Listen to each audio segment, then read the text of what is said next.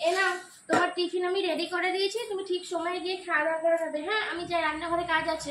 বলছি শোনো না, আবার কি হয়েছে? আর কিছু কি হয়নি আজকে? হ্যাঁ, সারাদিন আমি শুধু রান্নাঘরে বসে থাকি, আমার তো আর কোনো কাজ নেই। সারাদিন শুধু আমি খুন্তি নেড়েই যাই, খুন্তি নেড়েই যাই, খুন্তি নেড়েই যাই। হ্যাঁ, সবসময় কি তোমাকে পঞ্চপদ রান্না করে আমি দেবো? তোমার কি রোজ কি বিবাহ বার্ষিকী নাকি যে তোমাকে পঞ্চপদ রান্না করে বাটি করে করে সাজিয়ে আমি তোমার সামনে ধরবো? তোমার পেছনে যদি আমি 24 ঘন্টা কাজ করি তাহলে মেয়েটাকে কে দেখবে শুনি গো? হ্যাঁ, তো আমি কি তোমার পেছনেই সবসময় খাটবো? তোমার পেছনে সবসময় খাটবো?